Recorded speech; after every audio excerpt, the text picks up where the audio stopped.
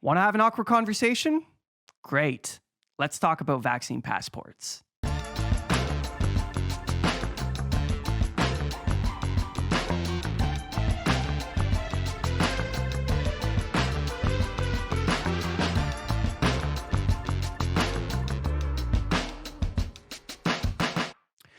Canada's federal government has implemented a COVID-19 vaccine passport system. If you live in Canada, this is likely not new news to you. The vaccine passport program restricts non-vaccinated individuals from engaging in non-essential activities. The intention of the program is to mitigate the spread of the virus, which is a good and noble goal. But what does this policy actually mean for our country? In order to understand the problem in a more nuanced way, we need to take a look at Canada's Charter of Rights and Freedoms. Section 1 of the Charter states that it, quote, guarantees the rights and freedoms set out in it subject only to such reasonable limits prescribed by law as can be demonstrably justified in a free and democratic society. It sounds very complex and jargony, but what this boils down to is that if the government is going to contravene the rights of any citizen of Canada, there must be a clear and justifiable reason to do so. This leaves us with two very important questions. Are their rights being violated by the vaccination passport program? And if so, is this violation justifiable?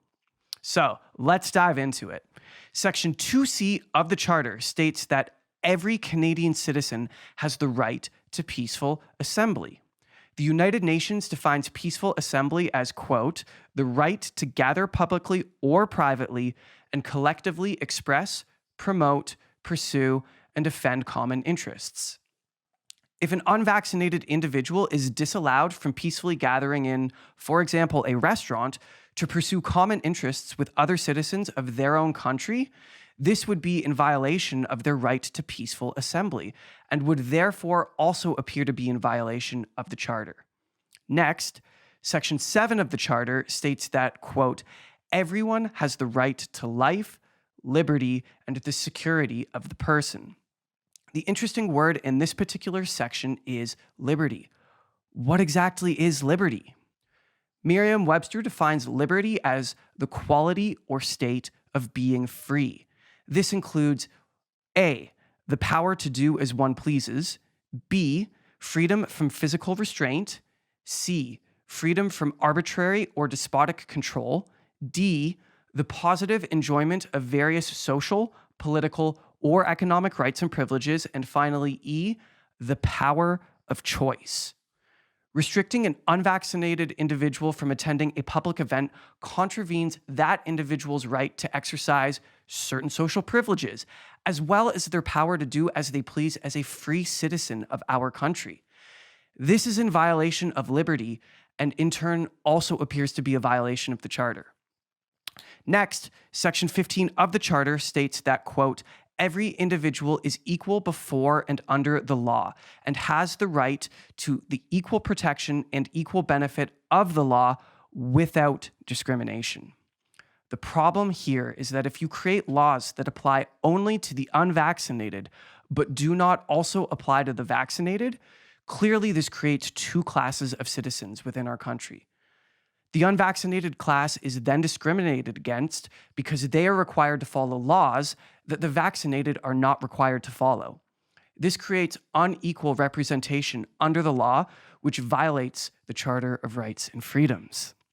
So, there does appear to be good argument that the vaccine passport system is, in fact, in violation of Canada's Charter of Rights and Freedoms. But what about question 2? If the government is going to infringe on the rights of its citizens, there must be a clear argument and justification for how disallowing unvaccinated individuals from engaging in non-essential activities mitigates the spread of the virus. And in good conscience, there should be no viable counter-argument to that point. Well, unfortunately, that does not appear to be the case. A study recently published in The Lancet compared the spread of the Delta variant in household settings between the vaccinated and the unvaccinated. The study found that, quote, Vaccination reduces the risk of Delta variant infection and accelerates viral clearance. So far, this is good news. Nonetheless, fully vaccinated individuals with breakthrough infections have peak viral load similar to the unvaccinated cases and can efficiently transmit infection in household settings, including to fully vaccinated contacts. The study also went on to state that, quote, secondary attack rate, which in this case is secondary infection, was not significantly higher in unvaccinated individuals compared to those who were fully vaccinated. Now, the popular argument in the media in favor of the vaccine passports is actually also based in Section 7 of the Charter. The argument is that passports slow the spread of the virus, aid public health, and therefore provide, quote, security of the person. However, upon examining the findings from this study in The Lancet, that doesn't appear to necessarily be the case. If the vaccinated have a peak viral load similar to the unvaccinated and spread the virus at a similar rate as the unvaccinated, even to individuals who are vaccinated, then barring unvaccinated people from public spaces does not provide any meaningful increase in safety or security of the person.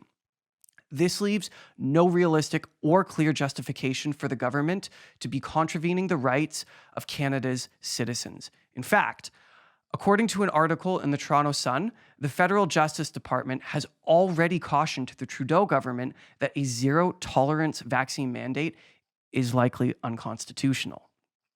But beyond the legal argument as to whether or not the mandates are constitutional, I think that there's more important questions we should be asking ourselves.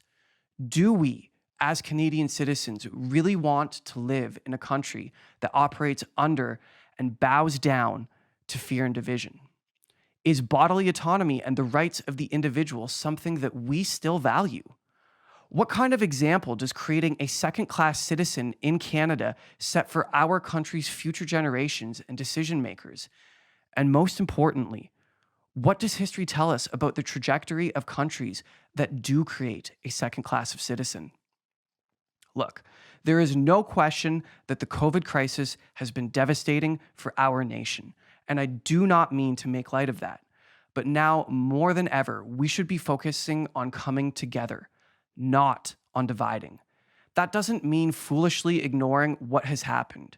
We should all be concerned with improving how we keep each other safe and healthy. But those actions should never arbitrarily contravene the rights of free citizens in our free country. If you like what you heard, please remember to like, subscribe, and hit that notification bell so that you can keep up to date with all of our content.